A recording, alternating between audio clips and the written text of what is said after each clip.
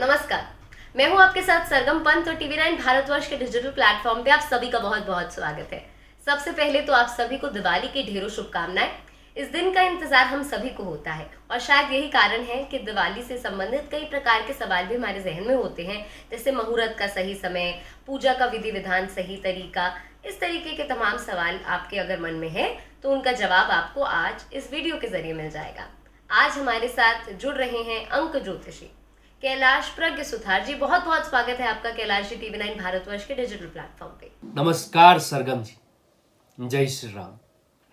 TV 9 Bharatvarsh के सभी दर्शकों को दीपावली के इस पावन पर्व की बहुत बहुत शुभकामनाएं। माँ लक्ष्मी का पूर्ण आशीर्वाद आपके ऊपर बना रहे, धन की कभी भी कमी ना आए, यही शुभकामनाएं, यही मंगल कामनाएं लेकर आज फिर आपके सामने हाजिर हुए। जी कैलाश जी, आज का दिन दिवाली हिंदुओं का सबसे ज्यादा पसंदीदा, और कहें आप इसे एक ऐसा पर्व, एक ऐसा त्योहार होता है जो बड़े हर्षोल्लास के साथ मनाया जाता है और घर में पूजा अर्चना की जाती है आज के दिन। तो सबसे पहले तो आप हमारे दर्शकों को बताएं कि सही मुहूर्त क्या है। दर्शकों, 14 नवंबर 2020 को इस बार दीपावली का पावन पर्व है। 14, 1 और 4 सूर्य और राहु के कॉम्बिनेशन ने मिलकर बुद्ध का भगवान श्री गणेश का निर्माण किया है और यह बुद्ध प्रधान दीपावली बहुत अच्छी और सुखद है। इस वर्ष दीपावली का जो मुहूर्त है लक्ष्मी पूजन का, वह शाम को 5:19 से, समय का विशेष रूप से ध्यान रखिएगा दर्शकों, 5:19 से 8:37 का जो समय है वह सर्वश्रेष्ठ माना गया है लक्ष्मी पूजन के लिए। अगर आप अर्धरात्रि को भी पूजा करते हैं तो 12:01 से 2:40 का जो सिंह लगन का मुहूर्त है वह भी लक्ष्मी पूजन के लिए बहुत अच्छा और लाभदायक माना गया है। अगर आप विधि विधान से इस मुहूर्त समय में लक्ष्मी पूजन करते हैं तो हर प्रकार से लक्ष्मी पूजन भी सर्वश्रेष्ठ रहता है, मनोकामना की पूर्ति रहती है। और अगर कोई कष्ट काया है, लक्ष्मी की कमी है आपके घर में, तो वह पूर्ण रूप से आपको लक्ष्मी की कृपा मिलेगी, हर प्रकार से लाभ ही लाभ रहेगा। तो इस मुहूर्त में आप विधि विधान से लक्ष्मी पूजन जरूर कीजिएगा। आगे हम यहाँ पे बढ़ते हैं। दिवाली के दिन घर पे लक्ष्मी पूजन की जाती है, पर लक्ष्मी पूजन का सही तरीका क्या होता है, उसके बारे में भी आप थोड़ा हमारे दर्शकों को गाइड करें। जी सरगम जी, लक्ष्मी पूजन, हमने मुहूर्त के बारे में तो जान लिया कि लक्ष्मी पूजन कब करें, लेकिन अब हम जानेंगे लक्ष्मी पूजन में ऐसी कौन सी वस्तुएं रहती है जो हमारे लिए उपयोगी रहती है, जिनके प्रभाव से लक्ष्मी पूजन सर्वश्रेष्ठ हो जाता है। विधि विधान से किया हुआ कार्य, कहा जाता है ना, किसी कार्य को करने के अंदर इतनी मेहनत, इतनी ताकत झोंक दो कि सफलता खुद चलकर आपका स्वागत करे। लक्ष्मी पूजन में भी कुछ विशेष चीजें रहती है जो अगर लक्ष्मी पूजन की थाली में हो, माँ लक्ष्मी को वह अत्यंत प्रिय रहती है। सरगम जी, हम बात करें लक्ष्मी पूजन में आवश्यक वस्तुओं की, इत्र जो रहता है लक्ष्मी पूजन में बहुत महत्वपूर्ण भूमिका निभाता है। इत्र अपने आप में शुक्र का प्रतीक होता है, शुक्र भव्यता का, लग्जरियस लाइफ का, स्टेटस का सिंबल माना जाता है। शुक्र जितना उच्च का हो वह व्यक्ति भौतिक सुख सुविधाओं का उतना ही उपयोग करता है। इसलिए लक्ष्मी पूजन में माँ लक्ष्मी को इत्र से स्नान जरूर करवाएं। गुलाल और अबीर, पीली सरसों, कमल गट्टे के पुष्प, कमल गट्टे की माला और लौंग, इलायची, अबीर, यह चीजें विशेष रूप से लक्ष्मी पूजन की थाली में रखें। हाँ, चांदी का सिक्का जो आपने धनतेरस पे खरीदा है वह भी लक्ष्मी पूजन की थाली में रखना सर्वश्रेष्ठ माना जाता है। मां लक्ष्मी को तो आप इत्र से श्रृंगार करवा रहे हैं, लेकिन भगवान श्री गणेश और मां सरस्वती की भी पूजा अर्चना विधि विधान से की जाती है। तो मां लक्ष्मी को पेड़े के मिष्ठान का, सफेद मावे की मिठाई का भोग लगाना सर्वश्रेष्ठ। भगवान श्री गणेश को लड्डू का भोग लगाना सर्वश्रेष्ठ माना जाता है। मां सरस्वती को रसदार मिठाई का भोग बहुत लाभदायक और पुण्यकारी माना जाता है। इन सभी वस्तुओं का समावेश करते हुए मां लक्ष्मी की पूजा अर्चना जरूर करें। कमल के पुष्पों का इस्तेमाल किया जाता है पूजा अर्चना के दिन, लेकिन कमल के पुष्प का इस्तेमाल आखिरकार क्यों किया जाता है? कैलाश जी, क्या महत्व है इसका पीछे? सरगम जी, अभी तक हमने जाना कि कौन सी वस्तुएं क्या मुहूर्त, लेकिन एक चीज हमने अभी तक रख दी। कौन सी ऐसी विशेष वस्तु या मां लक्ष्मी को स्थायी करने का एक उपाय होता है? हर व्यक्ति विशेष चाहता है लक्ष्मी पूजन का ऐसा प्रावधान रहे कि लक्ष्मी बस मेरे घर में ही स्थापित हो जाए। तो दर्शकों, हम आपको बताना चाहेंगे मां लक्ष्मी का जो आसन रहता है, मां लक्ष्मी जहां विराजती है वह कमल के पुष्प पे विराजती है। इसलिए लक्ष्मी पूजन जब भी करें, कमल का पुष्प, कमल का फूल लक्ष्मी पूजन की थाली में रखिएगा और उस पुष्प को पूजा के उपरांत अगले दिन अपना जो तिजोरी है जहां मां लक्ष्मी का बिठाते हैं, कुबेर यंत्र, श्री यंत्र, जहां लक्ष्मी का स्थान स्थापित करते हैं, उस कमल के पुष्प को 3 दिन तक वहां पे जरूर रखें। उसके बाद पुष्प खराब हो जाता है, उसे पीपल में आप प्रवाहित कर सकते हैं, पीपल में स्थापित कर सकते हैं। आप नदी, तालाब या समुद्र किनारे भी अगर विराजते हैं तो वहां पे भी इसको प्रवाहित कर सकते हैं। लेकिन कमल के पुष्प को अगर पूजा की थाली में रखा जाए तो लक्ष्मी मां स्थापित हो जाती है, स्थायी रूप से मां लक्ष्मी का वास होता है।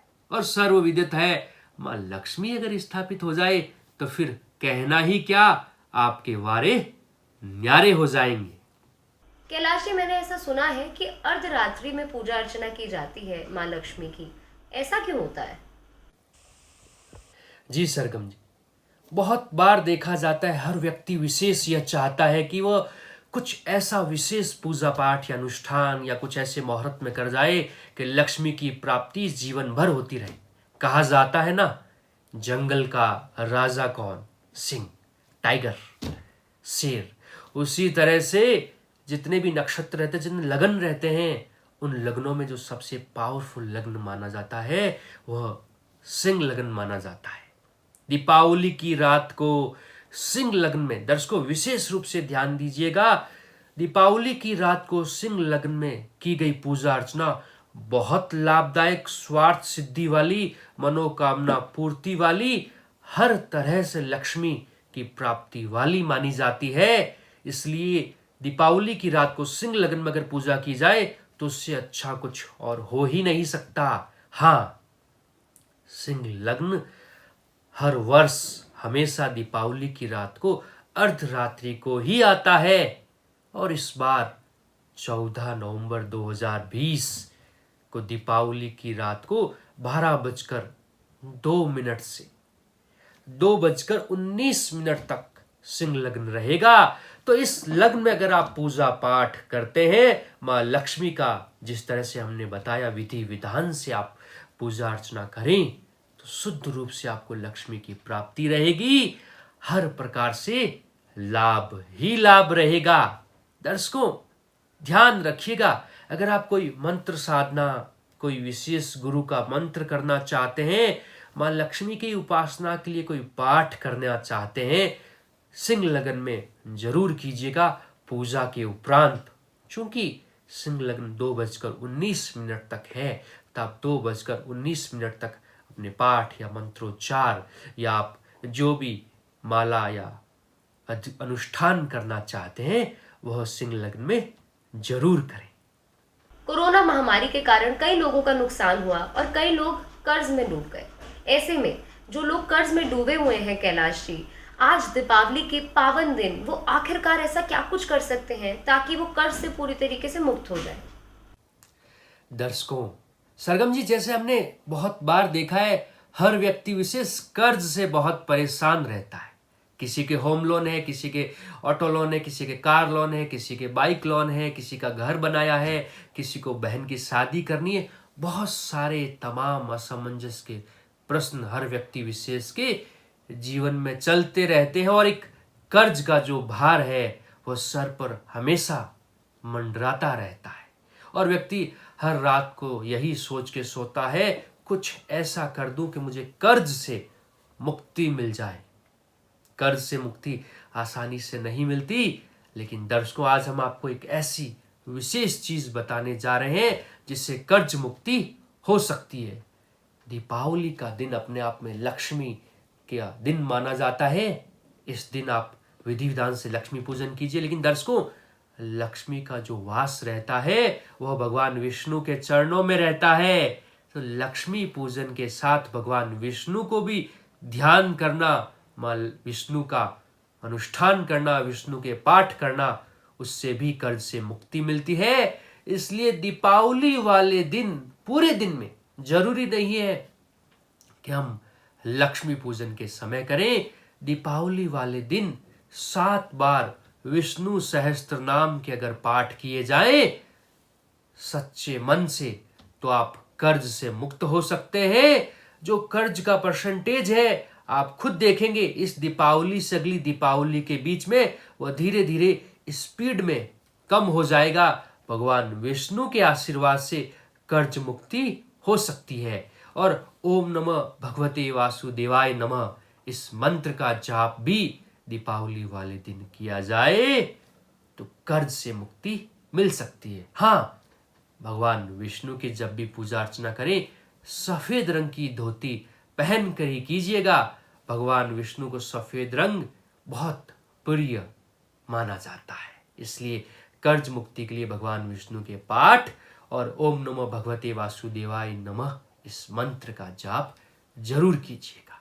अगला सवाल कैलाश जी मैं आपसे पूछना चाहूंगी, कौन सा पाठ करना आज लाभदायक हो सकता है हमारे दर्शकों के लिए?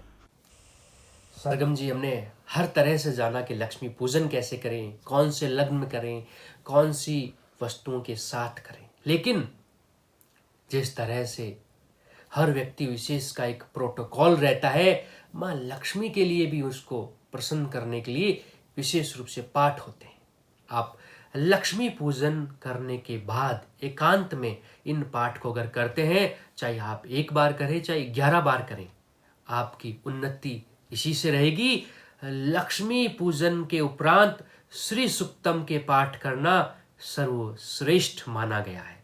श्री सुक्तम के शुरुआत के अंदर जो श्लोक रहते हैं संस्कृत में, उच्चारण कठिन हो सकता है, आप धीरे धीरे भी कर सकते हैं, लेकिन लक्ष्मी पूजन के बाद श्री सुक्तम के पाठ जरूर करें। उनसे आपको हर तरह से लाभ ही लाभ रहेगा। और एकांत में जरूर कीजिएगा। पीले रंग की धोती पहनकर, लाल रंग की धोती या सफेद रंग की धोती पहनकर श्री सुक्तम के पाठ किए जाते हैं। पाठ से पहले अपनी कुल देवी माँ को, माँ लक्ष्मी को, भगवान विष्णु को अवश्य याद करें। श्री सुक्तम का जब पाठ करें तो अपने शरीर के ऊपर भी थोड़ा सा इत्र, मोगरे का या गुलाब का अगर इत्र लगाते हैं तो वह और भी फलदायी और लाभदायक रहेगा। कुंजन स्तोत्रम के पाठ भी दीपावली की रात को बहुत लाभदायक माने जाते हैं। कुंजन धारा स्तोत्रम के पाठ भी अगर श्री सुक्तम के साथ भी किए जाए तो और लाभ रहेगा। माँ लक्ष्मी की असीम कृपा रहेगी आपके ऊपर।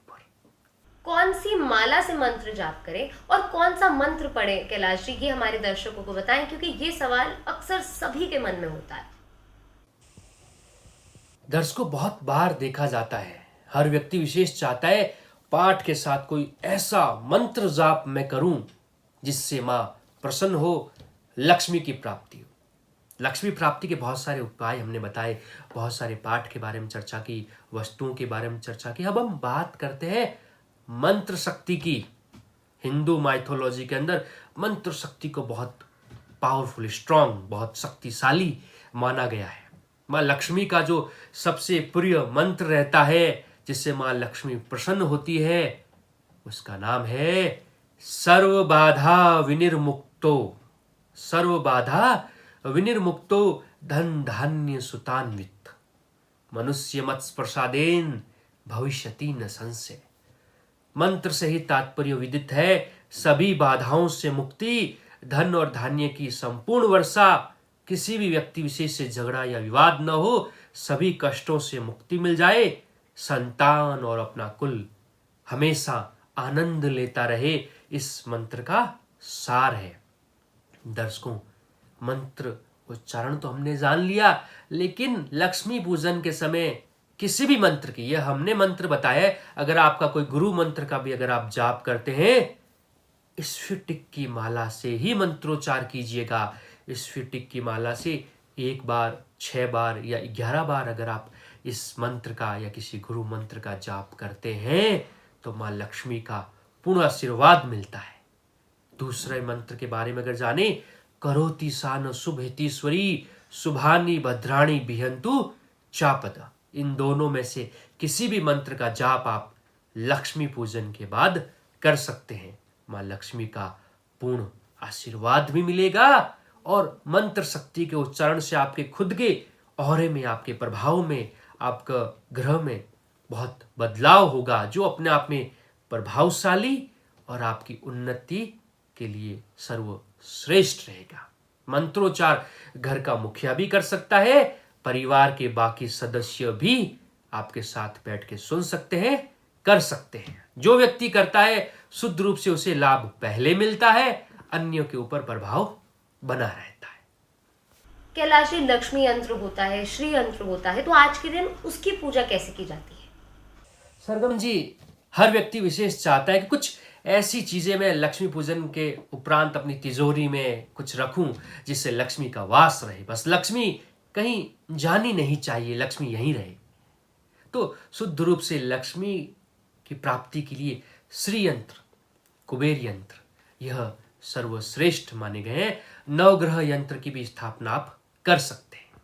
श्री यंत्र और कुबेर यंत्र को लक्ष्मी पूजन की थाली में रखिए, उन्हें इत्र से नहलाइए, उन्हें पंचामृत से श्रृंगार करवाइए। पंचामृत से तात्पर्य दूध, दही, घी, शहद और चीनी, इन 5 तत्वों का जो समावेश रहता है उसे पंचामृत कहा जाता है। इन यंत्रों को पंचामृत से नहलाइए, धूप, दीपक, अगरबत्ती से इनको प्रज्वलित कीजिए, इनको दिखाइए और पीले रंग का प्रसाद जो रहता है इनको अर्पित कीजिए। पीले रंग की माला, गुलाब के पुष्पों की माला इनको अर्पित कीजिए। इससे यह यंत्र सिद्ध होता है। और जो मंत्र आप लक्ष्मी पूजन में कर रहे हैं, इन्हीं को निमित्त करते हुए इनके सामने भी उस मंत्र की या श्री सूक्तम के पाठ की जाप जरूर कीजिए। उनसे इन यंत्रों का पावर बढ़ता है। हाँ, चावल का कुंकु का तिलक इनके ऊपर विशेष रूप से लगाइएगा। गंगा जल और कच्चे दूध से भी छींटे जरूर दीजिएगा। यह एक विधान रहता है इन यंत्रों की सिद्धि का। और लक्ष्मी पूजन के उपरांत इन यंत्रों को वहीं पूजा स्थल पे रखे रहिए। अगले दिन, दीपावली के अगले दिन जब सुबह जो रहती है, उसके उपरांत इन यंत्रों को एक विशेष मुहूर्त में सवेरे 9:30 से 10:30 बजे के बीच में आप अपनी तिजोरी में, जो आर्थिक स्थल है जहाँ पे पैसे या गहने आप रखते हैं, वहां पे रखना बहुत शुभ और सर्वश्रेष्ठ माना जाता है। कुबेरी और श्री लक्ष्मी यंत्र से अपने आप हमेशा लक्ष्मी का वास रहता है। और यह रखना आपके सभी मनोकामना, स्वार्थ सिद्धि को तो पूरा करता ही करता है, कर्ज को नहीं बढ़ने देता। कर्ज है तो उसको कम करेगा, कभी कर्ज को बढ़ने नहीं देगा। ये तो बात हो गई क्या करना चाहिए, पर दीपावली के दिन क्या नहीं करना चाहिए पंडित जी, इसके बारे में भी थोड़ा हमें बताएं। जी सर, बहुत बार हमने देख लिया कि क्या करें या क्या ना करें, ऐसा क्या क्या करें दीपावली के लक्ष्मी पूजन में जिससे लाभ ही लाभ हो। लेकिन दर्शकों, हर व्यक्ति चाहता है क्या करूं, लेकिन यह भूल जाता है कुछ काम ऐसे होते हैं जो नहीं करने चाहिए, अन्यथा पूरी पूजा का विधि विधान खराब हो जाता है। अगर आपके माता पिता हैं, दादा दादी हैं, तो लक्ष्मी पूजन के समय अगर उस घर में उपस्थित है जहां पे आप लक्ष्मी पूजन कर रहे हैं, बड़ों के सानिध्य में, बड़ों के आशीर्वाद के स्वरूप लक्ष्मी पूजन करना ही सर्वश्रेष्ठ माना जाता है। अक्सर देखा जाता है पूर्वज घर के अलग कमरों में बैठे रहते हैं, कुछ लोग जो युवा अपने पैसे के जोश में उनका आशीर्वाद न लेकर अकेले ही लक्ष्मी पूजन करते हैं, वह निष्फल लक्ष्मी पूजन माना जाता है।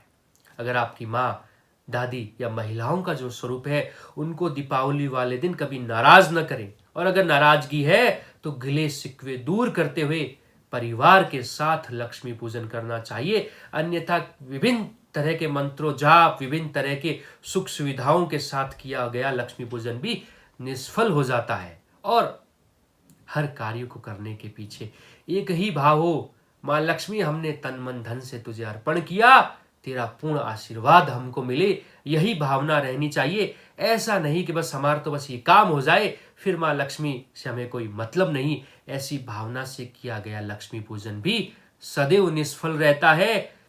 दीपावली वाले दिन यूं तो कभी भी नारी शक्ति का अपमान न करें, लेकिन दीपावली वाले दिन अगर आपने भूल कर भी किया है तो उस दिन गलती की सजा मिलेगी, माफी नहीं मिलेगी। दीपावली वाले दिन भूलवश भी नारी शक्ति का अपमान न करें। अगर कर दिया तो लक्ष्मी रुष्ट हो जाएगी, फिर तो लक्ष्मी न ही आ पाएगी। इसलिए ध्यान रखिएगा इन चीजों का, अन्यथा नुकसान हो सकता है। कैलाश जी, आपका बहुत बहुत शुक्रिया कि आपने हमारे दर्शकों के तमाम सवालों का जवाब दिया। मुझे लगता है कि उनके सभी सवालों का जवाब उनको आज हमारी इस वीडियो से जरूर मिल गया होगा। बहुत बहुत शुक्रिया एक बार फिर से आप हमसे जुड़े और आपने इतनी ज्ञानवर्धक बातें हमारे साथ साझा की। बहुत बहुत धन्यवाद सरगम जी। TV9 भारतवर्ष के सभी दर्शकों का तहे दिल से बहुत बहुत धन्यवाद। पुनः दीपावली की बहुत बहुत शुभकामनाएं। माँ लक्ष्मी का पूर्ण आशीर्वाद बना रहे, यही कामना। जय श्री कृष्ण। तो चलिए, कैलाश जी हमारे साथ जुड़े हुए थे, लेकिन अभी वक्त हो गया है आप सभी से अलविदा कहने का। तब तक के लिए आप सभी अपना बहुत बहुत ख्याल रखें। एक बार फिर से दीपावली की आप सभी को बहुत बहुत शुभकामनाएं और जुड़े रहिए अपने favourite TV news network TV9 Bharatvarsh के साथ। धुआं धुआं सा ये शहर क्यों दिखता है, सुना है बाजार में धुएं का सामान बिकता है। ये दिवाली सिर्फ दिए वाली।